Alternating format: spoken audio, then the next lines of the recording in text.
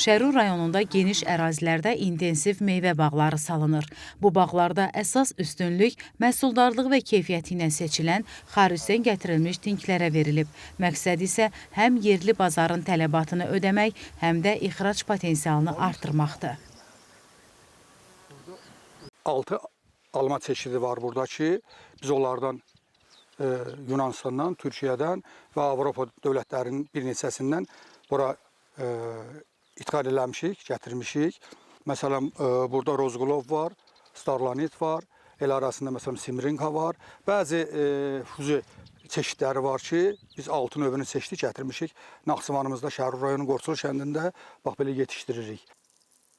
Bağlarda müasir agrotexniki tələblərə uyğun innovativ texnologiyalar tətbiq edilir.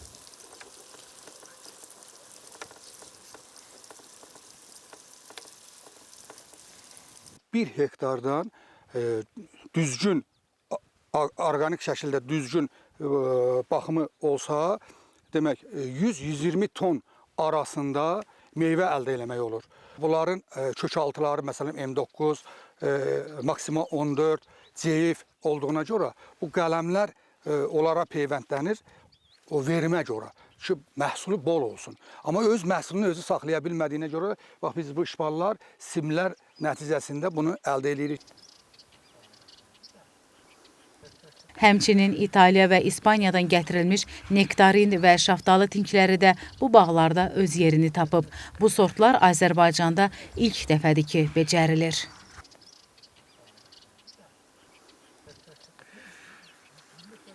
Keçən il şaftalı bağlarından gözəl məhsul aldıq və o məhsulun sizə inandırım ki, bir ədədini mən özüm çəkdim.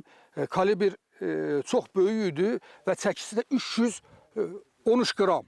O da ona görə ki, bizim təbiətimiz tam fərqli bir təbiətdir. Bizim təbiətimizin 45 dərəcə, 46 dərəcə istilik mövcuddur. Bu istilik də çox rol oynayır.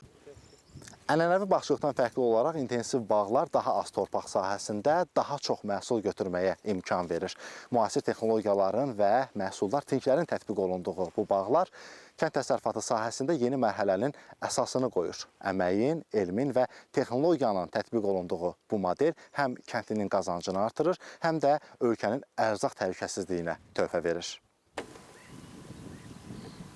Dövlət tərəfindən meyvə bağlarına verilən subsidiyaların məbləğinin artırılması da əhalinin bu sahəyə marağını daha da stimullaşdırıb. Salınan bu bağlar isə regionun aqrar sahədə potensialını daha da gücləndirəcək. İlham Vəliyev, Təxminə Babayeva, Ağəli Rəhimov, NTV Xəbər.